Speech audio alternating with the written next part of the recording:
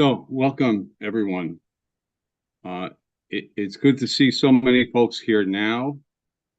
I know we had over 250 people sign up, and all throughout this week, hundreds of folks have been participating in vigils, rallies, webinars, call-in and writing campaigns all over the country and beyond, in the midst of all the other issues requiring our attention, all to contest the start of the 23rd year of the unjust detention of 30 Muslim men still at Guantanamo and the situation of the men that have been transferred elsewhere. All of you, aware and concerned, should find this turnout encouraging, and it should embolden all of us as we consider and explore the question, what next? My name is Sroczynski. I'm from the Closed Guantanamo Coalition, which is a group of people and organizations who have been working some 20 years for the just resolution of Guantanamo and its related issues, many of whom co-signed a letter yesterday of over 100 organizations that was sent to President Biden, once again encouraging him to live up to his promises and close Guantanamo. I want to make sure to let everyone know that this session is being recorded and the link will be available in the chat later on. Tonight, we are very privileged to have some extraordinary advocates who have worked extensively on the issues of Guantanamo. We have Professor Fionnuala Ní-Amhlainn, former UN Special Rapporteur on Human Rights and Counterterrorism, that's a tough one, and a Regents Professor of Law and Public Policy at Queen's University and at the University of Minnesota.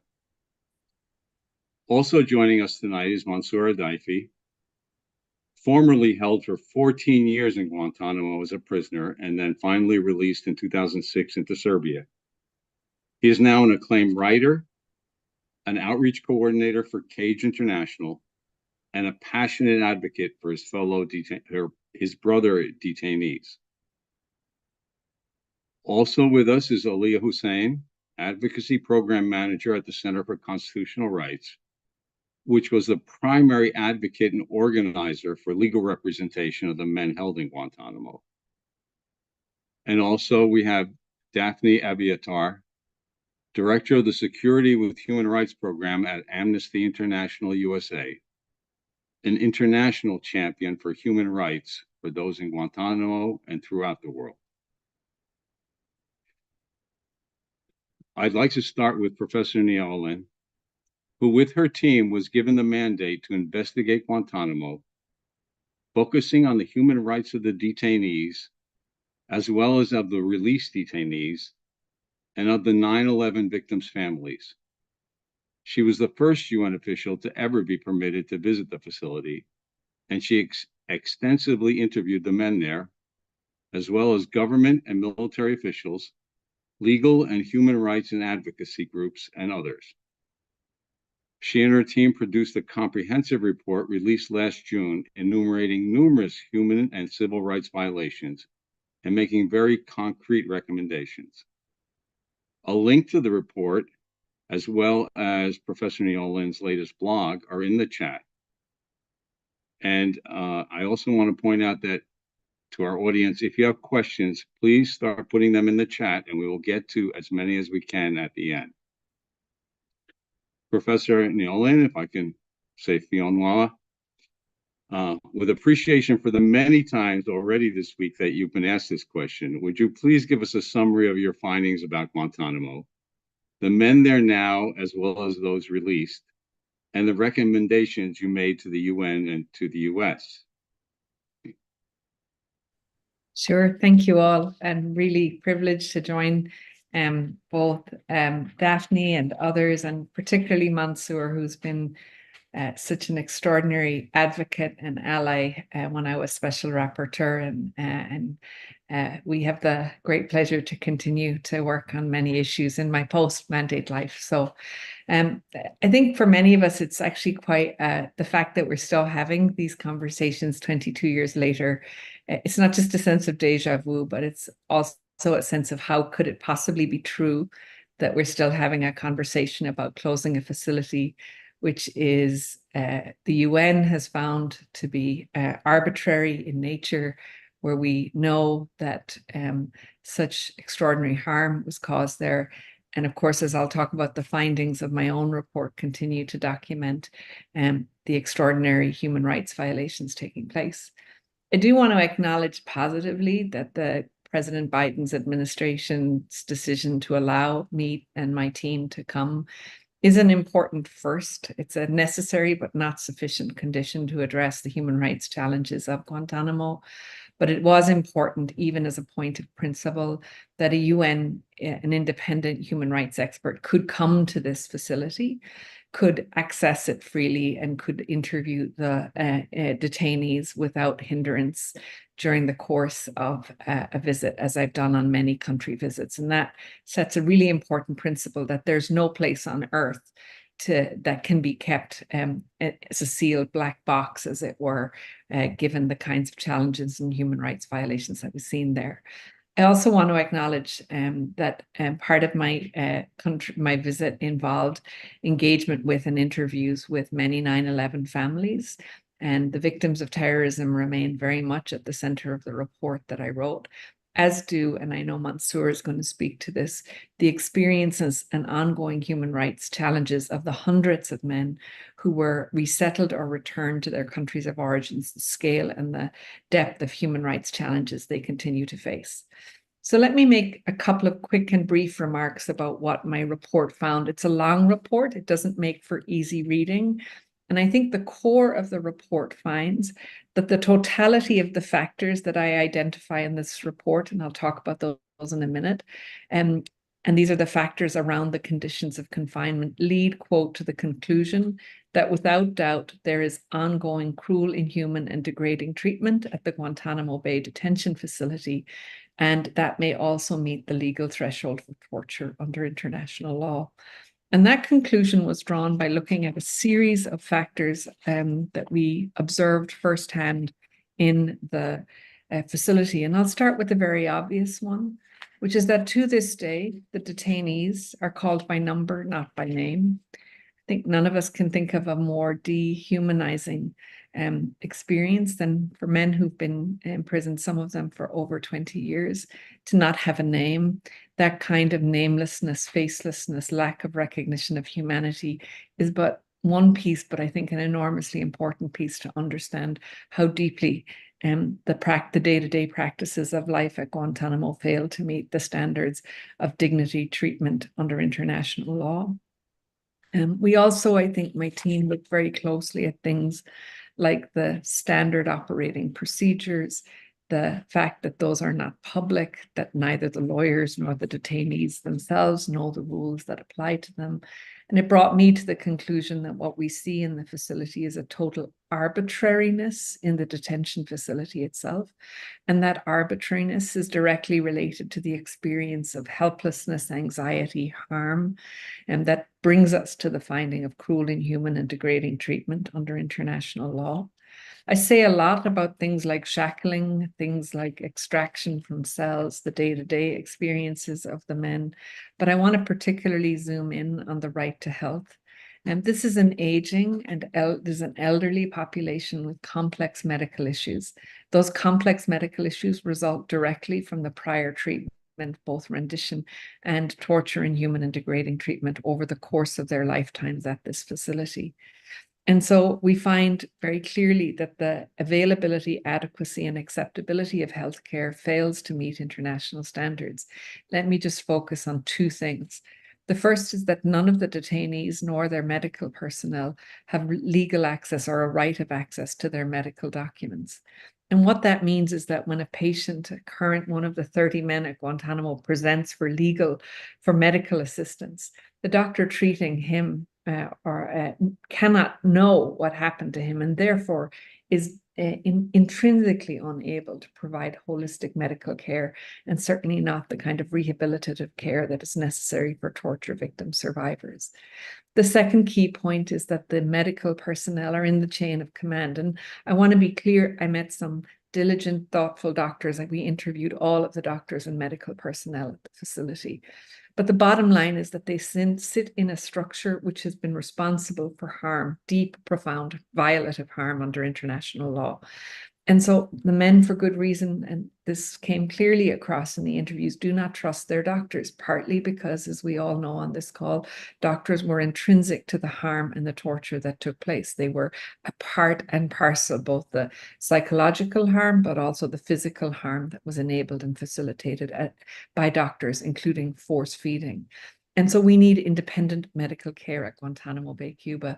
We need that to happen as a matter of urgency. And one of my views in the blog that you've read, which is a synopsis of a bunch of reports, is there are things like access to medical records and independent medical care that are actually deeply possible to deliver in the short run.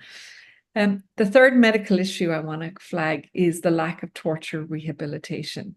Every single one of those men, in the UN's view, was a victim of the spectrum of torture, inhuman, degrading treatment. They will fit into different categories historically and in the present. But I think what's particularly important to understand is that every one of them is a survivor of the prohibition of torture under international law. And what that means is that they are entitled as a matter of international law, and the US is obliged as a state party to the CAT to provide torture rehabilitation. And again, a core finding of the report is that the United States must move expediently and quickly to ensure that that happens. And there are two other things I want to talk about in terms of findings that I think are particularly important for the current group of detainees. And the first is access to family. One of the things I think that everyone on this call would agree with is that family life, which is protected by international law, is one of the most profound rights of any human beings. None of us can think about life with meaning, I think, without connection to family, those who are closest to us. And the fact that the men, both in categories that are both so-called high value and non-high value detainees, have had limited access to family over the many years that they've been held there, is again one of the factors that leads to this conclusion of ongoing cruel, inhuman, and degrading treatment under international law. My report makes clear what the problems are, but what I want to say in terms of recommendation is that it is imperative that the frequency and quality of family calls has to be increased. That includes undoing the arbitrariness that pervades access to family, and as well as ensuring, and this is particularly true for the men who've been cleared but not released, that their frequency of calls to family members and who gets to count as family be addressed as a matter of urgency. There's a whole part of this report that focuses on the military, the failed military commissions, the challenges for the men, but also for the 9/11 families in the lack of justice, the lack of legal process that is frankly is a violation of the rights of the men, but is also a violation of the rights of family members who, in the aftermath of 9/11, who had a right to justice under international law.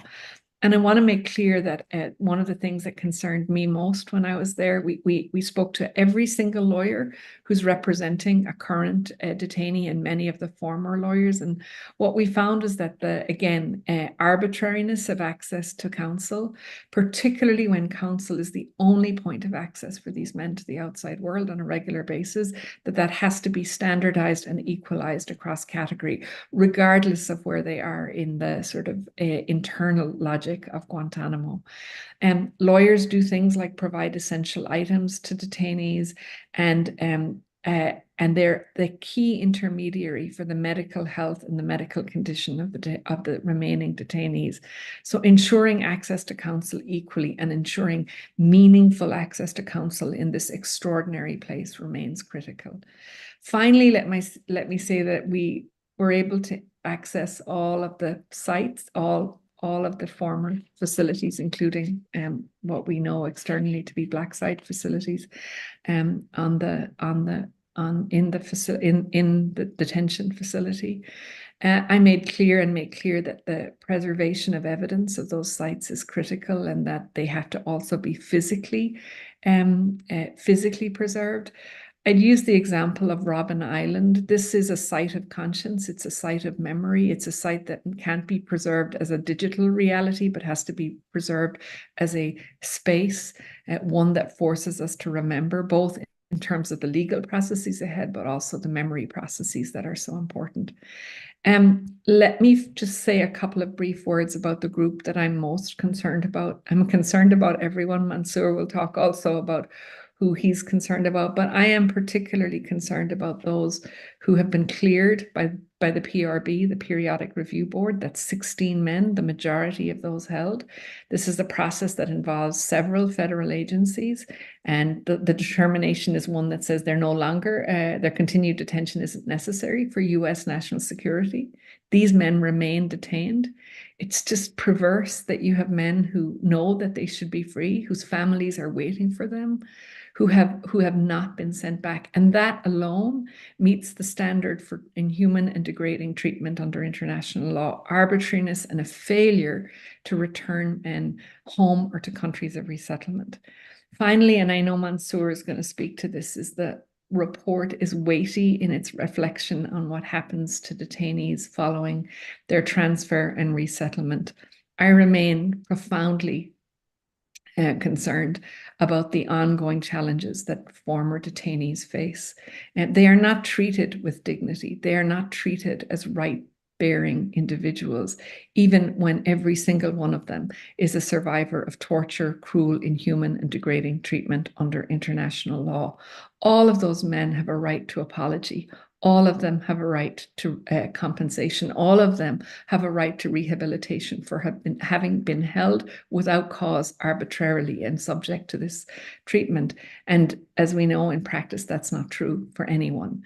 And there are 3 cases I'm going to close out on that I'm really, again, it's hard to say, you know, in the hierarchy of needs who has really significant needs over others. But I do want to highlight the position of Ravel Mingzanov, who's a Russian Tatar transferred to the UAE. He has been forcibly disappeared at one point. We believe he was subject to torture.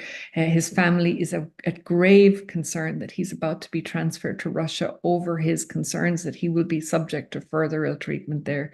His situation is wholly unacceptable, and we need a second humanitarian transfer for him. I'm concerned about Saeed Bakoush, who was transferred to Algeria in April 2023. Again, he spent 20 years in US custody. He was never charged with a crime. He was re-imprisoned and we believe subject to torture and in cruel and inhuman treatment. And the final person I want to highlight for us all is Ghassan al-Sharabi returned to Saudi Arabia in March last year. Also, same concerns. Trend line is clear here that the diplomatic assurances that the US is given, they're not worth the paper they're written on if men who are transferred out of Guantanamo are subject to exactly the same treatment by governments who will not observe the fundamental minimums of international law. The US has obligations to all of these men under international law, as it does to the totality of the 780 Muslim men who were subject to this treatment. And so I'll stop there, and I know that others will have more to say. Thank you. Thank you, Fiona. Wow, that is so much to take in. I do have a question. Did your report address the military commission system and make any recommendations regarding that? I did. We looked at it at significant length, and we found it failed to meet the minimum standards of fair trial under international law. We were really clear that both the arbitrariness, the lack of transparency, the lack of equality of arms for defense counsel, all led to concerns about violations of the fair trial prohibition. I'm just going to highlight the paragraph where we look at, so this is paragraph 47, that we look at the right to fair trial. And we look at access to counsel, the need to equalize access to counsel, the need to provide adequate financial resources to the Chief Defense Counsel, the need to safeguard all torture-derived evidence. These are some of the recommendations that go to the military commissions. But I would say at a broader length, if you read the report, it's pretty clear that the military commissions have failed. They have failed the men, And they have failed the 9/11 families. And it is long and high time that we recognize the abject failure and moved on to address whether it is through plea bargains or other mechanisms to finally say this isn't working. Thank you. This may be a bit unfair, and yet you are also a U.S. resident, so you have an investment and a familiarity in the United States and how it operates. What are your thoughts about how the U.S., we the people, the government, can bring an end to this and resolve this? I should, for the record, say that the U.S. response to your report was that they disagreed with your findings, but they would consider them. Yeah. So any further thoughts in that area?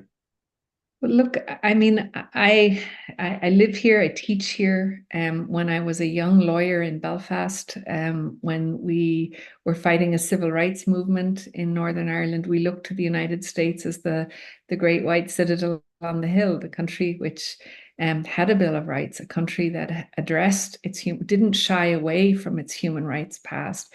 You know, I'll quote President Obama's words, that always was seeking towards an ever perfect union, something to move towards the promise of what was found in the Constitution. And I still believe that the United States is a country that can do these things. The fact that, unlike China or unlike Russia, the United States invited me ultimately to visit Guantanamo is an assertion, and I said this at the Human Rights Council, it's an affirmation of countries who are prepared to do something. There are countries who will do nothing. If we look at Xinjiang, China, we have no UN Special Rapporteur has got near that, or I suspect won't in the short, medium, or perhaps even the long term.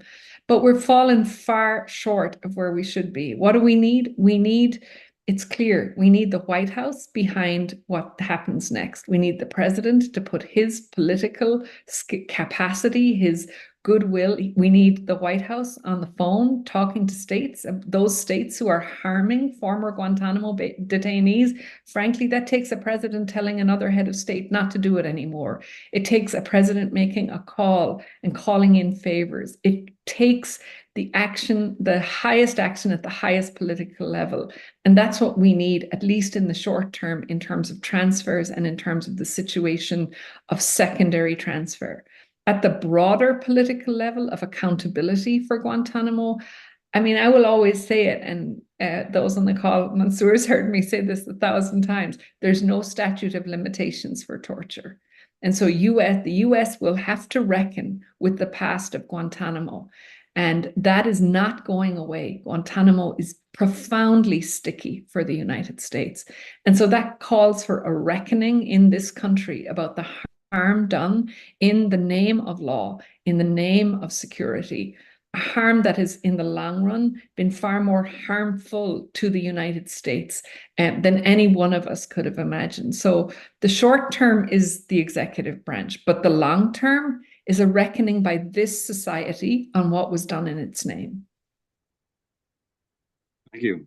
Thank you. And I just want to highlight another point you made in terms of the medical, which would include psychological and psychiatric treatment for victims of torture. That would apply not just to the men currently in Guantanamo, but this would be a need of the men who have been released as well. You're muted right now. Right. Can you hear? I just lost the very last little bit of your question, Richard, with my Wi-Fi. That the recommendation concerning medical treatment in terms of torture rehabilitation would apply to the men who have been released as well as the men currently. Yes. Yeah. No, and I know that, I think this is one of the points that I would underscore is that clearly for those who remain, but everyone who's been subject to torture, cruel, inhuman, and degrading treatment has a legal right under international law to rehabilitation. Every single one. That may take different forms, and there are different culturally appropriate forms of that. And I will say that through Mansoor, through Cage and other organizations, I have learned of the extraordinary work that the brothers themselves, it's one of the few points of light I see on the horizon, the extraordinary work that former detainees who are advocates and leaders on what it means to confront the harms after Guantanamo are doing. But it's not enough. And, you know, one of the things I said in my Just Security piece this week, there are lots of organizations who speak about anti-torture work. But one of the things I found as Special Rapporteur is those organizations are nowhere to be seen helping former detainees. I'm not going to name names, but I've spoken to multiple organizations asking for help. How do we figure out a way to ensure that that we keep the men who've left with us as much as the men who are still there? And what I think is we've seen a failure. We've seen I don't want to say, and I'm going to sound a little perhaps harsh, but let me say it because I think it's important to say. It's really important that we focus on Guantanamo and what still happens to the 30 men who are there.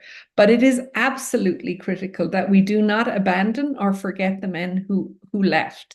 And I think what we've done is highlight one and not the other. And we as human rights advocates have a moral obligation to continue to stand with the victims of torture and the survivors of torture. And that includes walking hand in hand with the men who've left, supporting the advocacy of people like Mansoor and others, and ensuring that at every single table where we're talking about Guantanamo, we have former detainees and advocates sitting at the table with us, because they need to be with us. We do not speak on their behalf. Their voices need to be heard. They need to be heard in the United States.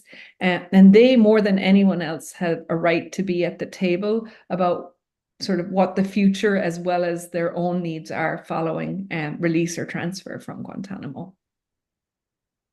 Thank you, Kamala. That last point is an excellent point. As part of the coalition, Mansoor and others have had the opportunity to weigh in, and we value their input, but I don't believe that's ever been considered a part of any official consideration of Guantanamo, the men who have been released, the situations they're living with. So that is a very concrete goal that we can certainly focus on. Now I'd like to turn to Mansoor. Mansoor, as someone who endured this egregious injustice of indefinite detention for no real reason, and now as one who is trying to make a life in a land which was never your home, would you share your thoughts about what Pinwala just said, her report, her conclusions, recommendations, and also your thoughts about where we can go from here? Thank you, Richard. Thank you, Pinwala. And first of all, I would like to welcome everyone on board. I would like to sing a song for you guys, the song we used to sing at Guantanamo for each other, welcoming each other. And when either new prisoners arrive at Guantanamo or someone came back from the torture session or interrogation, whatsoever. Also, it was a way to survive, to resist. Singing was a form of resistance at Guantanamo. So sometimes they would punish us, you know, turn on loud fans, vacuum, solitary confinement, you name it. Now I'm going to share with you the song we sang for years at Guantanamo.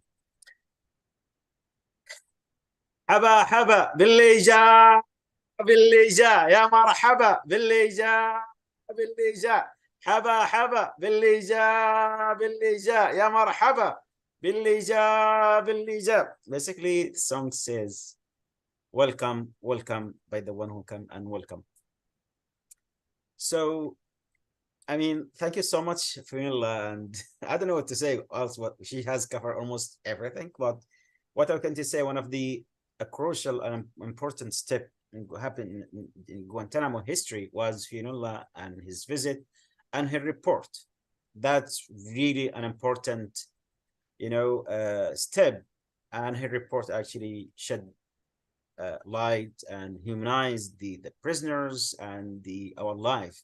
So now, whenever I would talk to the people, I say, like, read that report here by the UN Rapporteur, and many people change their minds, of course. So, before, as you know, as former Guantanamo detainees, wherever, still people, doubt our counts or some people, but when someone has an official report by the UN Rapporteur to Guantanamo, that was really one of the most important steps in Guantanamo history, I can tell you this.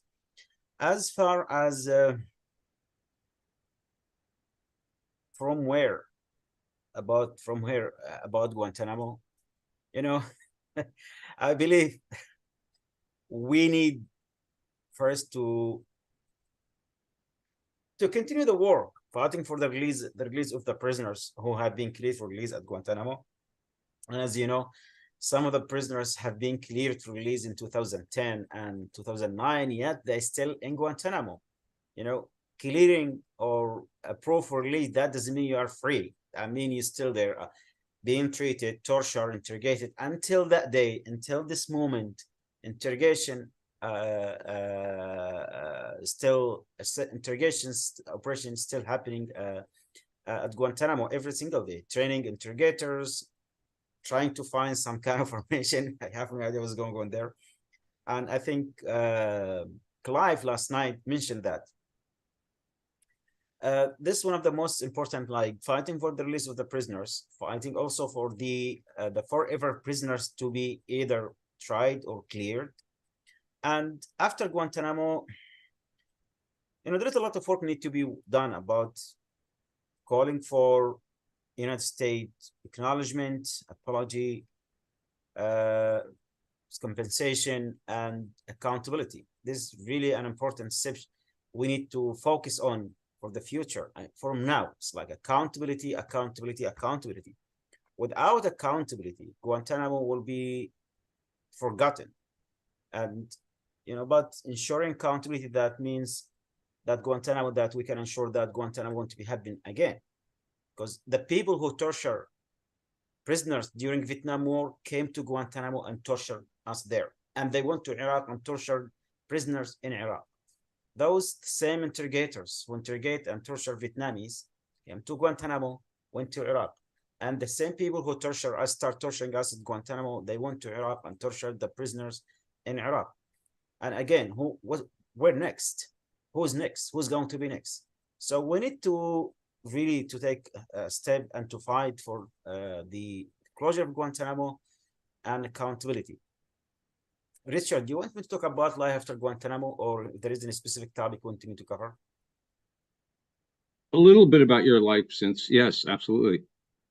Yeah. So life after Guantanamo, the process of releasing prisoners from Guantanamo, what they call the resettlement.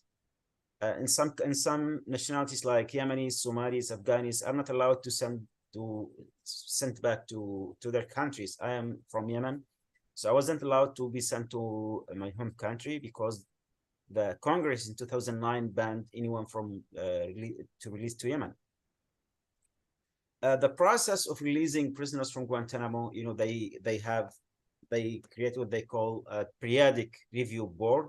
It's like military administrative reviews where high agencies like federal agencies would go through our files, and based on our behavior in the detention, really based on the behavior in the detention, because we have done any crime and they know that, but now based on your behavior in the detention, they will decide you get to leave or no. So if you go on hunger strike, one of the accusations in my file, they said, well, he was disciplined for years and the FCE team or the ERF team or the RAID team, they 2,500 times they came to my cell, because also one of the things about I was like misbehaving was on hunger strike, and by fighting with the guards, resisting everything, our behavior, everyone has to assess our behavior in Guantanamo, medical staff, guards, interrogators, interpreters, teachers. And if you go, everyone gives some points. And the teachers used to tell us we had to do a report about your behavior. And you get that point. So everyone contribute to the periodic review board report based on your behavior. In my case, they said it's mistaken identity, but in 2007, I went crazy in them. I went there before my first PRP in 2007, and I said the F word. I said, if I go there, if I leave Guantanamo, I'm going to fight you all. 2006, one of the worst years when some of the brothers died there. So it was a way to react. And I grew up in stages in my 20s where I didn't know what 20s means even. Someone asked me, it was one of the shocking questions after Guantanamo when one asked, how did you spend your 20s? I said, what? I mean, like, I never thought about I was 20 or 21 or never thought about it, honestly. So, but we were there being tortured, abused day and night. We were just reacting to whatever threw at us. And 2007, of course, I went there. I had no idea like what PRP is. Nobody explained to me what PRP is or court or lawyers. My first time. So I went there. I just cursed them and fight with them. I said I would do whatever I want. I didn't care, like whatever. So, and was a lot, part of it was like ignorance, isolation. I'm not allowed to read. I'm not allowed to have any pen or paper and so on. But alhamdulillah, that changed in 2010. Don't worry. So the process of releasing the prisoners, you know, we will get cleared by how federal agencies like State Department, Department of Defense, Department of Justice, and you know other intelligence agencies will contribute to our clearance. From that, then if you are cleared, that doesn't mean you can leave Guantanamo. Still, they have to find a country, and some countries send delegation to come and talk to the prisoners in different countries. If they like you, you get to sponsor the league. If they don't like you, you have to stay in Guantanamo. It was like a Hunger Game when Haymitch told Katniss, make them love you. It's the same thing. We had to make those delegations like us. But when I met with Serbian delegation, I said, you know what? Thank you so much for coming, but I don't want to come to Serbia. So when Obama was elected, and they knew he signed an executive order to close Guantanamo. And he came, well, we tortured some folks. You know, like, just, yeah, okay, we tortured them, so what? But he failed to close the detention. Before he left the White House, he tried to release as many as he could. When they came to release me, I said, no, I'm not going to Serbia. And I wrote letters to State Department, to the White House, to the Pentagon, to the Congress, to my lawyers, to everyone. That document, you can ask my lawyer. They told me you had no choice. What they did, I went on hunger strike. I was on force feeding. They tied me to the stretcher, put me in the force feeding chair, flew me to Serbia, and they just dumped me there. Simple as that. When I arrived in Serbia, the Serbian government told me, we have nothing for you. We have agreement to keep you for 2 years. You live in Serbia under restriction. You are not free. I said, no, this is not what we were told. Before I left Guantanamo, State Department sent a special person or envoy to talk to me. And she said, look, resettlement agreement, you'll get a permanent residency, healthy care, and you are the only one who got budget for college education, because I knew I wanted to study college. My American Irish lawyer tried to get me enrolled one of the universities in the United States, but that was denied, and so on. So, and they told my lawyer I was lying. My lawyer, Aunt Beth Jacob, she came to Serbia. They told her the same thing. They told her he's lying. She said, no, that's just what we were told. And they asked her if she has a proven written agreement. They said, no, we didn't know what the agreement is. And nobody, until now, we don't know what the agreement between the United States and the receiving countries. Of course, each country has like received a budget with each released prisoners that include housing, healthcare, and so on. But you know, those money end up in the black hole. We had nothing. When I arrived after Guantanamo, I had to start fight for everything, for winter clothing, to get to enroll, to start to take like a Serbian class. I was even fighting to get college education, which is the government involved. And there was, you know, long story. I was expelled because I was in Guantanamo. I had to go on hunger strike for 48 days, then 25 days. I was arrested, beaten, and on many occasions because of my work, my activism, and so on. And in 2018, they told me, now we're going to deport you back to the Saudi prison. So what? They said, you have 2 months, and you either go to street or go to the refugee camp. So then my lawyer came to Serbia, and they got the European delegation involved with the Serbian government. A lot of work, alhamdulillah. We managed to get my residency in Serbia. When they came, they threw the ID card on the table. They said, we will take it at any time you want. I said, okay, take it now. So this, and then from there, alhamdulillah, I managed to study, but a lot of struggle, living uncertainty, new legal status, and so on. In my case, it's not the worst. There's many worse cases after Guantanamo, where when I managed eventually to manage to study a role in the university. I studied management, and also at the same time I was to start tracking the released prisoners all in all the countries, follow their cases, reporting, creating WhatsApp group, and connecting to the lawyers, to the State Department. A lot of work, and my thesis was about rehabilitation and reintegration program.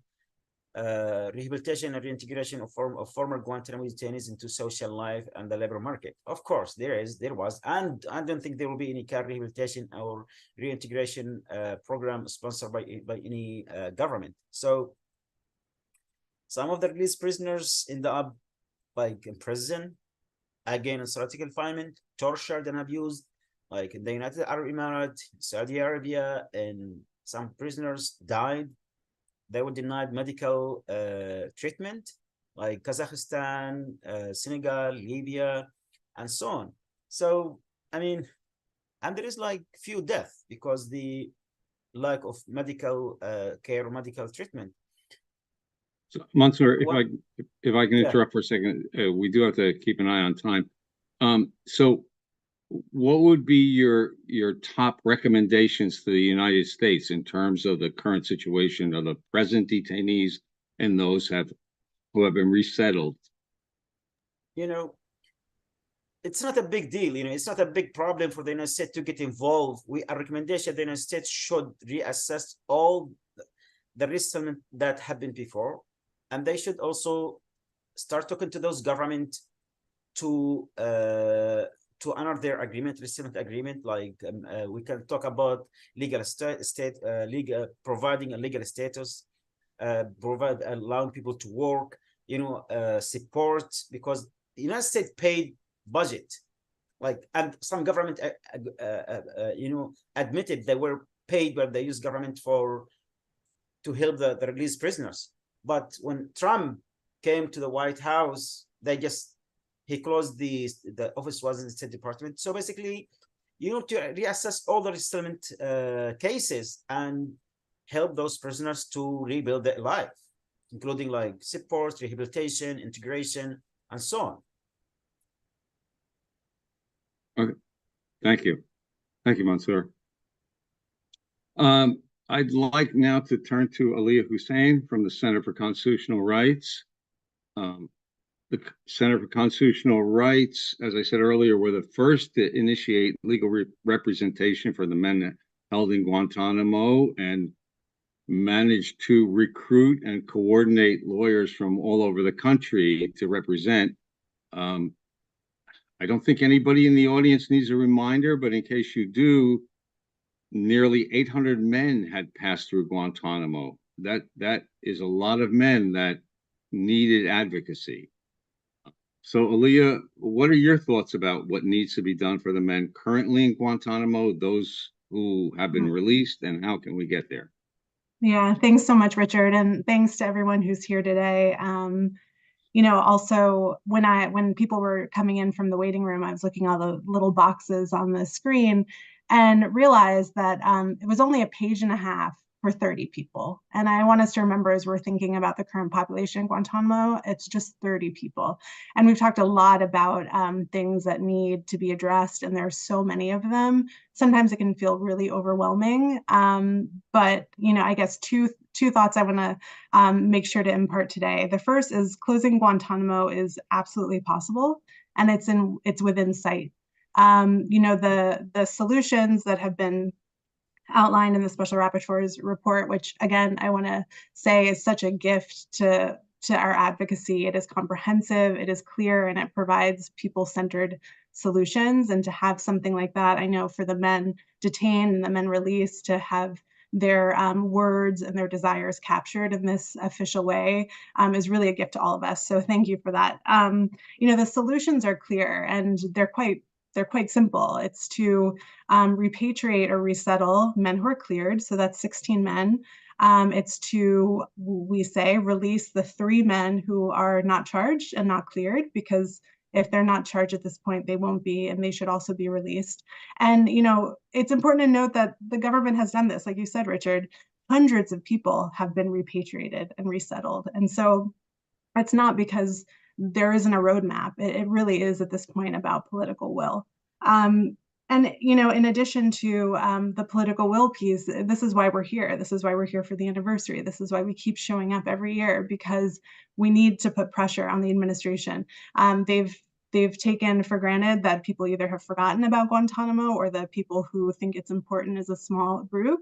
Some of us, we might be a little bit small, but we are mighty. And we've been doing a lot of work to build across movements, because Guantanamo is an issue that a lot of people care about and is so connected to other issues. So in addition to just transferring the men who need to be transferred, the other piece is the military commissions. The special rapporteur had touched on this piece a little bit, and it's in the report, but the Biden administration knows that it's a failure. The 9/11 trial, the 9/11 case hasn't gone to trial yet. And the military commissions really need to be brought to an end. There needs to be an agreement to end these cases. And really, those people need to also leave Guantanamo. So, the solution is there. The roadmap is there. It's really about political will. The other piece that's really critical is, as we think about these practical steps for closure, we can never lose sight of accountability. And again, the other speakers have touched on this.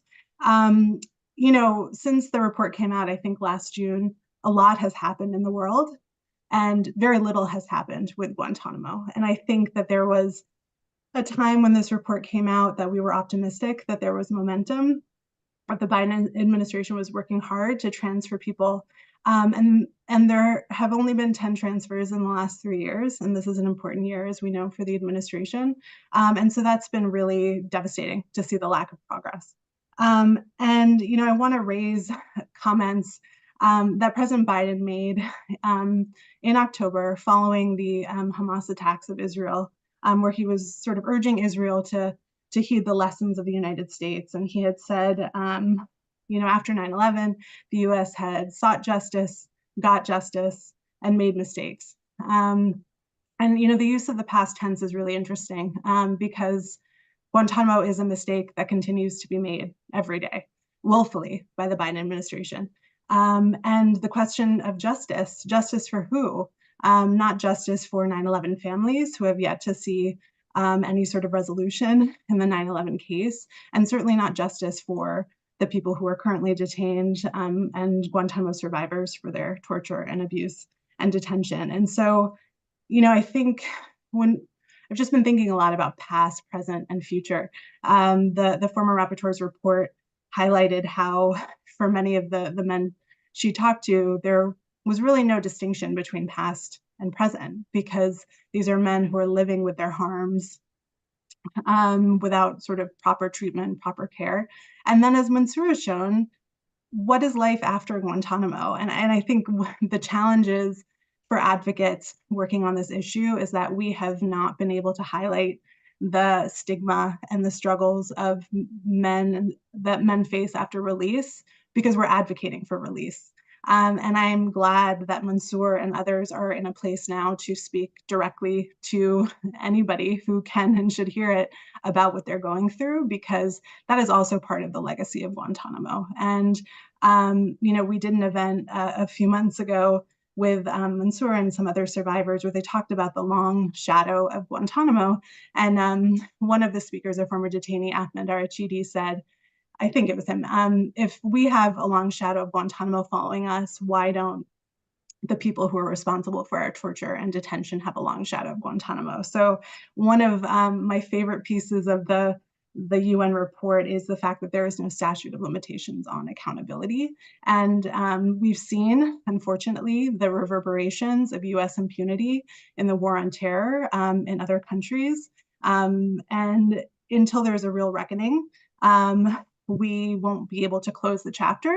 But that said, until then, we can still close the prison. And so I think when we're talking about closure, it's sort of two senses of the word, closure of the prison, and then a more meaningful reckoning of the US war on terror and human rights abuses, and then trying to close the chapter. So it is a long game, but there are short-term steps that the US should take, and that we should pressure President Biden to take. I mean, he knows the roadmap.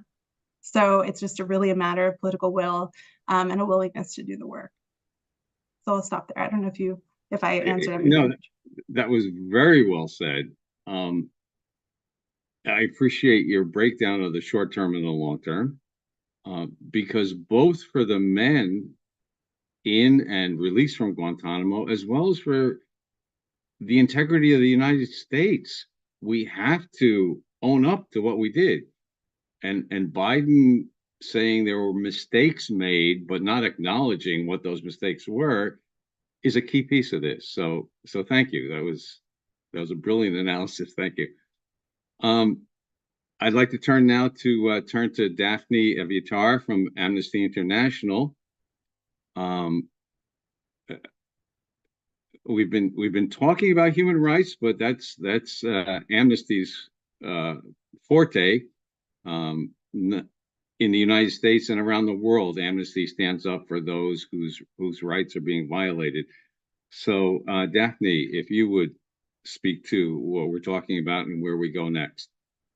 Yeah, thank you so much, Richard. And before I say anything more, I just want to really thank that both the panelists, you, Richard, for organizing this, Fianwala, for your amazing report, which, as everyone has said, has been so helpful for advocacy purposes. It gives such legitimacy to the claims and the things that we all know about Guantanamo. It really, really makes it concrete and harder for the US government to deny. Mansoor, your amazing advocacy and willingness to go back over this experience over and over again. And I can only imagine how difficult that must be.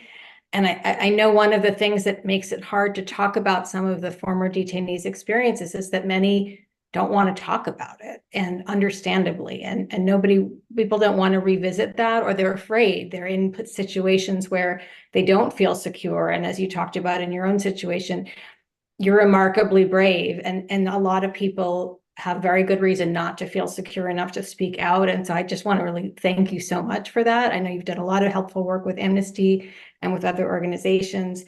And of course, Aaliyah at CCR, all of the lawyers who have represented detainees at Guantanamo. It's just been so important. What Amnesty does generally, and in Guantanamo as well, is we advocate towards two governments, and we ask our members to advocate and the public to advocate on behalf of human rights. And so we've been opposing the use of the Guantanamo detention, the creation and use of the Guantanamo detention camp since shortly after it opened. It held, as my fellow panelists have said, about 780 Muslim men and boys over time. Many of those have been transferred, and there are only 30 left. And that means they all can be transferred out or brought to some sort of justice. Nobody should remain in Guantanamo. The Guantanamo prison should not remain as a site of indefinite detention without charge or trial. I think what's been hard for Amnesty and for me working with Amnesty on this is that Guantanamo doesn't make headlines anymore. People in this country have largely forgotten that it's still there. Many of us protested yesterday. I was in New York protesting, and people would walk by and they'd say, well, what are you talking about? Oh, is that still open? People have no idea that, because it's not in the news anymore. And it makes it really hard to advocate, because that means there's no political pressure on the US government to do something about it. The US government doesn't see the men at Guantanamo or their families or the ones who were released as its constituents. And so what I want to just encourage is really that everyone here participate in helping us to close Guantanamo and to care for the men who have been released by calling the White House, writing to President Biden. I'll put a link in the chat. That's a very easy online action that we have. Calling and writing to your members of Congress. One of the things that we're hearing right now from the State Department, which is supposed to be in charge of transferring the men who are cleared for release, is that there's been a lot of Republican opposition, that a lot of the Republicans in Congress are making it really difficult for the Biden administration to move forward with transfers. Now, legally, the Biden administration doesn't need the Republicans in Congress to agree to those transfers to other countries, but politically, it probably makes it more difficult. So tell your members of Congress, even Democrats in Congress who have been supportive of closing Guantanamo. With the wars in the Middle East, there's a lot of discussion about terrorism. People are afraid to look like they're somehow soft on terrorism, even though, certainly the cleared men of all, none of these men have been proven to be terrorists, and the cleared men have all been proven to be completely safe to return, and there's never been any admissible evidence brought against them. They've never even been charged with a crime. So please, tell your elected officials it's easy to do, but it really helps because they will note, oh, someone cares about this. And we have to care because, as I said, the men in Guantanamo, they don't have a voice here. So that is really what I want to emphasize. Just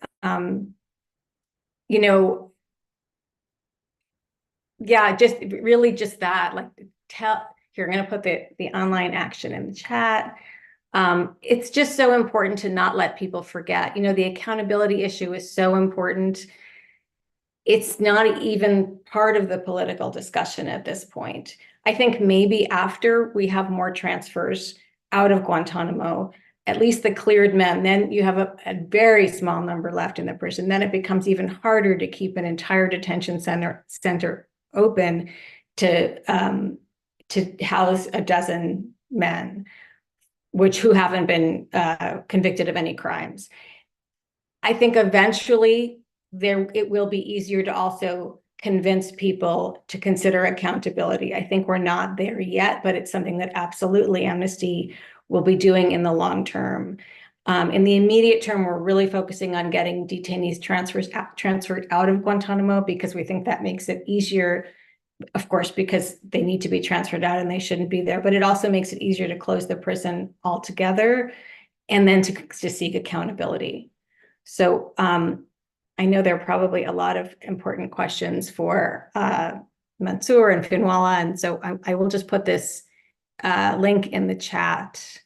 I'm happy to answer any questions about Amnesty, but basically help us tell the government to close Guantanamo, to transfer the men, to keep them safe, and to ensure that when they are transferred, that they are transferred to safe places where they can restart their lives and where they can have rehabilitation and eventually compensation and acknowledgement of what they went through. Thank you.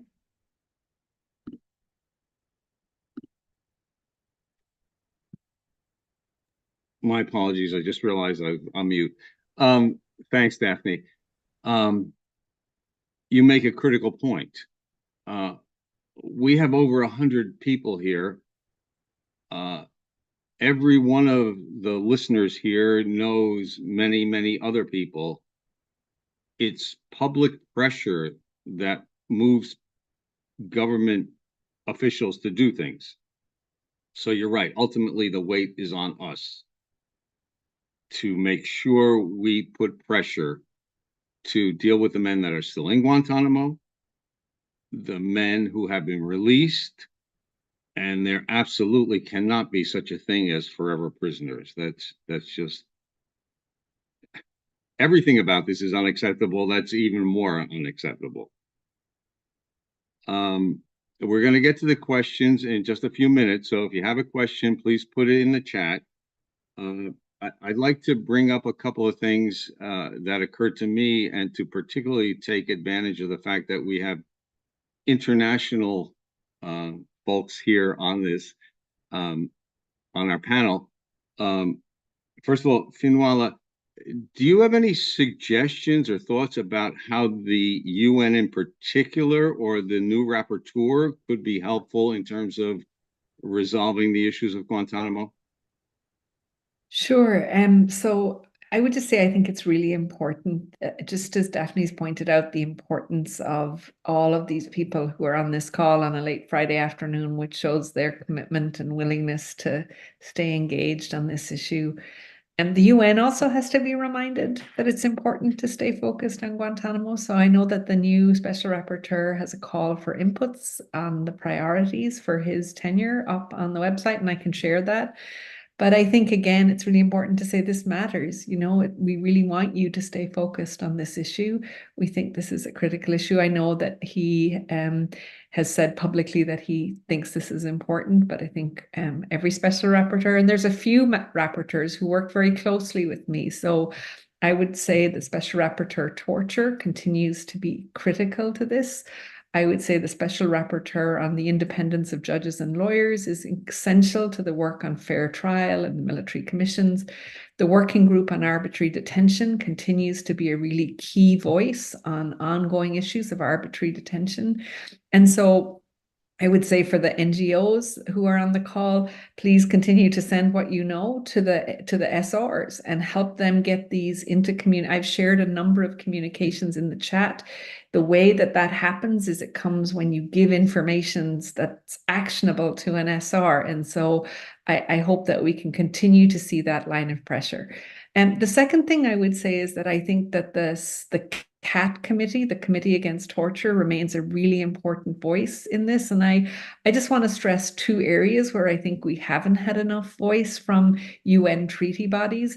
One is on diplomatic assurances and the use of diplomatic assurances in these cases. This is true of like all of the transfers. And I think we need the committee setting better standards. I know when I wrote my report and we went looking for the law on diplomatic assurances, we were surprised to find that there was much less jurisprudence and much less case law on this than we thought should be there. So I have personally lobbied the CAT committee when I was special rapporteur. I would say to other NGOs and other interlocutors on this call, that's a really important place. The third is the new High Commissioner, Volker Turk. So he's in the honeymoon phase of being of the new High Commissioner for Human Rights. We need this issue on his desk. We need him to say, I think this is important. And so again, that's also putting things in front of the High Commissioner. And I'll share some of these links in the chat. But I think the UN's role continues to be critical because actually it may have taken 20 years, but 20 years did get us a visit, right? And the capacity to continue to engage. And there's way more work to be done. You'll have seen again in what I shared with you is we're now starting to see a line of communications about the experience of former detainees. So we're building up a body of evidence, not just, we're taking what Mansoor and others have experienced and putting it into UN legal language and saying this is a breach of international law. So I think the kind of meticulous documentation we've done on the front end around torture and rendition now needs to be firmly focused on the post-transfer phase. And, we work with lots of hard cases where it's hard. We have to protect anonymity. We have to keep men safe. But I think there are still ways that we can, as the UN, support organizations, particularly focused on the organizations that are led by the former detainees like Cage and others to allow that documentary record to be established. Thanks. Thank you. And I don't know if people realize, but there is a whole civil society, what shall I say? There's a civil society side of the UN which can be mobilized on various issues and often is, but we should keep that in mind as well. A question again for Finwala and Mansoor.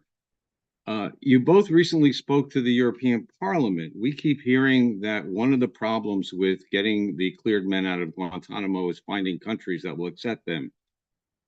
What's your sense about European countries being willing to accept cleared detainees? Mansoor, maybe you want to take this one first? Mansoor should take. Okay. Okay, basically, yeah, thank you, Richard. We, in the European Union conference, Fiona was our honored guest there. So we met with some MAPs, and the main issue was to talk about if there is a way they can help in the resettlement of the detainees from Guantanamo, but it was hard and difficult given the change in the government in Europe. And some of them, told that they will try, but there's no promises, especially it's United States problem, and some of the countries already helped, and they cannot take anymore. So it was tough and hard. And the United States, one of the cases, I think Richard, there was some news that 11 Yemenis should be released on October, but what happened in Gaza, their transfer canceled, given the fact that the Middle East is not stable. So actually, the United States is a problem can be solved, but the problem is not serious about solving this problem. It's simple as that. United States is the problem. The government, the administration are the problem. It's not those countries. There is countries who are willing to help and take, but some of the countries where some NGOs and some former Guantanamo detainees, they said we need to get communication with the United States. We need to be asked officially by the United States. Even the MAPs, the same thing. Like that request has to come from the United States directly. Meanwhile, do you have anything to add to that? No, I mean, I think it's critically important. Two things are critically important. One is that Mansoor gave us a really powerful rendition of what it means to be sent somewhere where you don't want to go. And I think it's really critical that the rights of the detainees who have been cleared are also fully respected in their choices of where they want to go. For some, it will be Muslim majority countries. There are countries where we've had generally good, we think, and again, Cage and others have been much more fulsomely documenting this, but my report acknowledges there are places like Oman, where in general we've seen positive and supportive re-entry and support to the men to live fully normal and good lives and be reunited with their families. There are some former detainees who would prefer to be in a Western country. That's true. We know that to be true also. And so their country of origin may not be the place where they would choose to go. And again, this goes back to the fundamental obligation of the Convention Against Torture, that the convention requires remedy and repair. And repair also includes capacity to put the person who's been the subject of harm in the best position possible. And that includes a clear obligation to put them in a country that is best suited for them. And again, being very frank, this requires the executive, it requires the White House, it requires President Biden as President Obama. And I know there are critiques of that period, and they are not wrong, but there were also a willingness. You had a cabinet level official who could call on the president to make calls, and you had the office responsible for repatriation had the kind of stature inside the White House that meant that far more detainees got transferred. We've seen, as Mansoor, we've seen a very small number of detainees transferred in the last under this administration, in an administration that generally has pretty goodwill, as we've seen in many parts of the UN system. So let's cash in on that goodwill to redress this long-term obligation of the United States to remedy the harm of torture. Thank you, Kamal. As a point of information, there has been an office established by the Biden administration. Ambassador Tina Kadenow is responsible for Guantanamo affairs and those of the released detainees, but it has nowhere near the stature and support that Tintwala and Mansoor are talking about in terms of what's needed. I want to remind everyone about the chat. There is a tremendous amount of useful information. Clearly, the weight in this conversation is on us to pressure the Biden administration to make progress on Guantanamo. And there are links. I know Amnesty has a postcard to Biden. Daphne put in a link about contacting the White House. I put in, oh, right.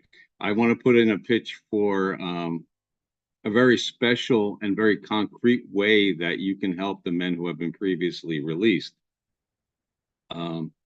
Since the government was not living up to their responsibility about the men who have been resettled, some of the organizations in the coalition got together and created a fund known as the Guantanamo Survivors Fund, which receives requests of needs from detainees and from their attorneys, some of these being prosthetics, medical care, housing assistance, very specific things that someone would need that are essential to starting a new life. And they have been working to address these needs. So I put the link in the chat for the Guantanamo Survivors Fund.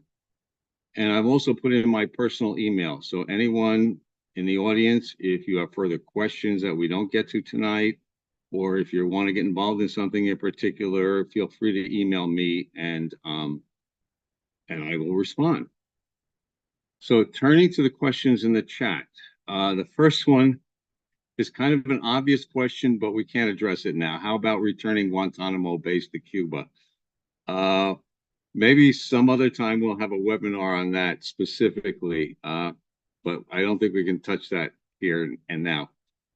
Could there be a case made to the ICJ, the International Court of Justice, that keeping these men at Guantanamo is a violation of the Geneva Conventions? Finwala, would you respond to that?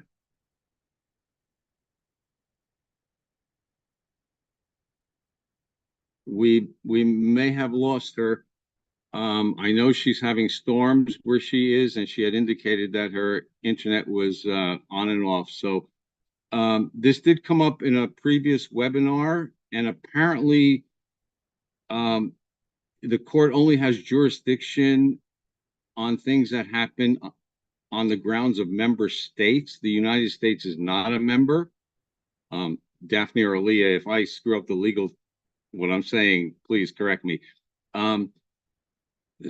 So in one sense, Guantanamo, since the U.S. is not a member, violations that occur at Guantanamo specifically are not a matter for the court. However, since many of the men have been settled in other countries and they're still bearing the effects of their detention, there may be a case that the court has jurisdiction, and if I believe correctly, CCR is still fighting that battle and it has not been settled. Aaliyah, any comment on that?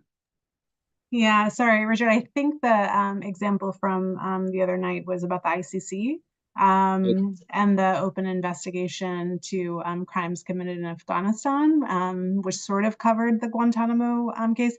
I'm actually not sure about the ICJ, so I'll pass it over to Daphne in case she has a sense of that. But one thing I think is worth mentioning too is that the U.S. government says Guantanamo should close. In a way, they kind of agree with us that it should close. We want to do this. And any attempt from an independent human rights body, be it the UN, the Inter-American Commission on Human Rights, the response is always, thank you. This isn't binding and we don't actually have to follow what you say, but we'll take it under consideration. And so I think that that's just the piece of it, is the U.S. has created a legal system that has justified what it's doing, and then impunity and that it really doesn't answer to anyone else on this issue, which isn't to say that we shouldn't think creatively. So if there is an option to pursue with the ICJ, I'd love to hear about it. But I didn't mention this, that in federal court where men detained do have the ability to challenge their detention through habeas, the U.S. continues to come in with the argument that we have the right to detain these people as long as we want to, essentially, and including men who are cleared for release. So it is, we know that this person, we clear them for release. They shouldn't be here, but we're going to still fight to maintain the right to keep them here. And I think that that's important because every administration has upheld the ability to do that legally. And that's a piece that they don't concede ever, even when they transfer people. And so I think that's one way, that's one piece to highlight, because regardless of who has been in the White House, they have continued that line of thinking. And the courts could be a way that, you know, men could get out a little more easily because the court could order them release, and that would kind of start the clock, let's say. But the courts have unfortunately given the US a little more discretion, especially around the cleared detainees. Thanks, Leah. Daphne, do you have anything to add to that? Just that, yeah, I mean, just echoing a bit what Aaliyah just said. So I think that the US is a member of the ICJ. I don't think there's been a case brought on this issue, and it is complicated because the US agrees that yes, Guantanamo should be closed, but as Aaliyah said, it doesn't agree that it has to be closed under the law. So the US justification is that it's still fighting a war on terror, and that this sort of detention is lawful in armed conflict. But the laws that allow detention during armed conflict do not contemplate a 22-year war with no end and no geographic limits whatsoever, right? So even if you could have made that argument at some point early on, certainly after the United States withdrew its troops from Afghanistan, it's extremely difficult to continue to make that argument, but it does. And as Aaliyah said, the US will never concede legally that it's required to close Guantanamo, although it says, yes, we should do it. So I don't know, I'm not an expert on the jurisdiction of the ICJ. It's an interesting question whether something could be brought there to actually make the determination that they're legally required to close Guantanamo. And as Aaliyah said, in the US federal courts, they have not yet done that. Thanks, Daphne. And I want to add one other thing, because there was a question in the chat about why the US doesn't take detainees and why we don't just transfer, why they're not transferred to the United States. And this is kind of an absurd thing that happened years ago. Congress passed a legal ban on allowing any detainees to come to the United States, even if they're cleared for release, even if they were going to be convicted and imprisoned, or even if it's just for medical care temporarily. And it's a highlight of how incredibly political and toxic this issue has become in the United States, because it's completely nonsensical.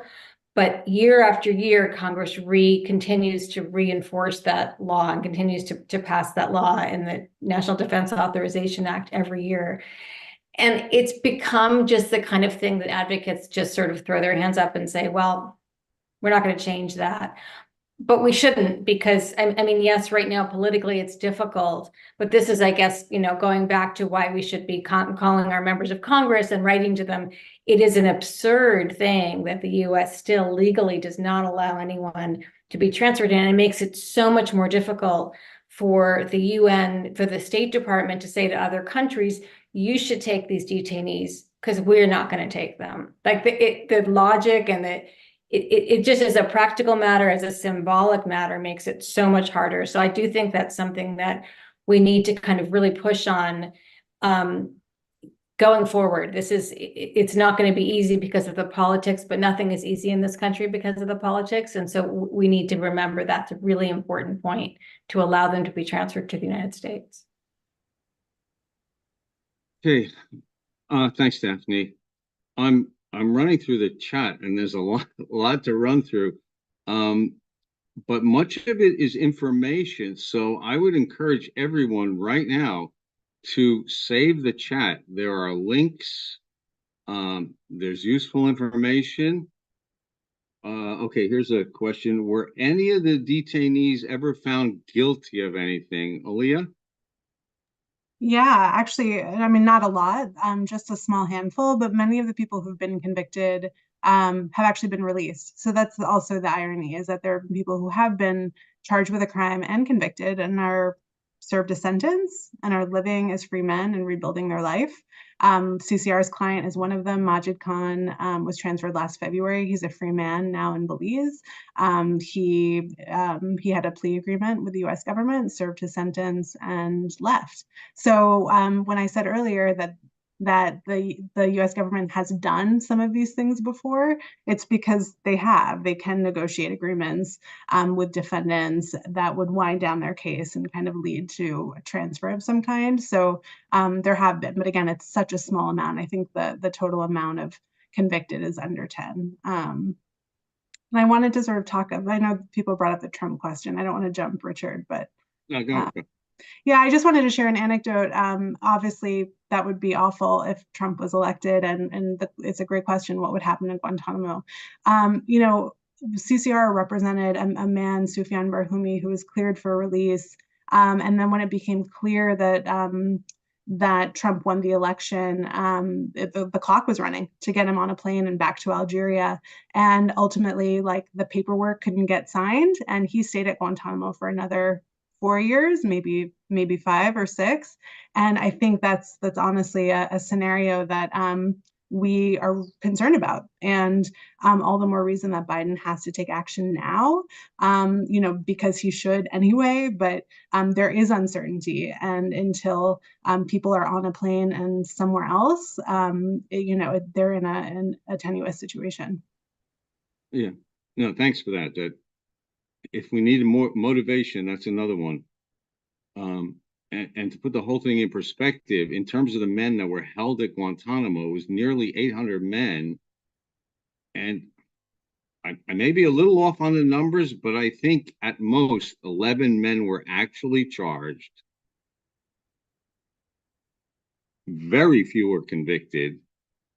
And the others, the military commissions are tied up in pre-trial hearings. So it's ludicrous. There's just no justification, if there ever was one. So once again, I encourage everyone to save the chat. There is great information there. I extend my deepest thanks to the panelists. I'm sorry, we lost her, but thank you all for being here. You're just powerhouses of information. And to everyone who's listening in, thank you. We need you. If this is ever going to be resolved, everyone has to push the administration to do the right thing for the men that are still there and those who have been released. Panelists, anybody have any final thoughts? Anything you want to toss in? Mansoor, are you unmuting? I'm okay. I'll let you to conclude. So, Mansoor, you have to speak up.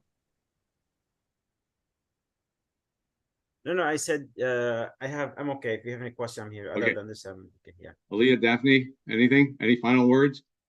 I'll just add one thing to what Leah was saying before about the convictions. So there have been, I think maybe there were 8 convictions total, and a lot of those were reversed on appeal because of impropriety that happened in the military commissions, basically lack of due process that happened in the military commissions.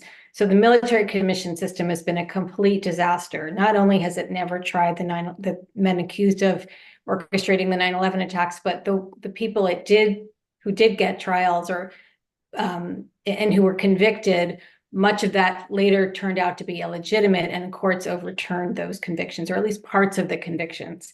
So it just underscores the dysfunction of the military commissions and how that whole system has really failed the survivors of the 9/11 attacks, the family members. That's something we haven't talked about a lot, but I think they never have seen any sort of justice, any sort of understanding of what happened, because there's been no trial. There have been pre-trial hearings, but they're just mostly focused on all of the abuses that the U.S. has in the U.S. handling of this. So that's another really important point. The military commissions have just been a complete failure, and the Biden administration needs to acknowledge that and put an end to them. Thanks. I just want to thank everyone for being here. The anniversaries are bittersweet because we have to mark them, but it's great to always see how many people care about this issue and are supporting the work. And so I would just encourage you all to stay connected, to keep hearing from men like Mansoor, the survivors who can tell you exactly what it was like to be in Guantanamo and why it should close. Read all the books, watch all the films and documentaries, follow our organizations. CCR represents 2 men who are still there, Shakarawi Al-Hajj and Gulid Duran, both cleared for release, waiting to get out. So stay tuned and join us. Hopefully we won't see you next year. Or if we see you, it'll be under for more positive, productive reasons. Thank you to everyone, and I would be remiss if I didn't acknowledge Massachusetts Peace Action for hosting this and for being on standby. Thank you, Cole, for being here the whole evening, and God bless you all. Have a good night. Salam alaikum. Thank you, Richard. Thank you, everyone. Close Guantanamo.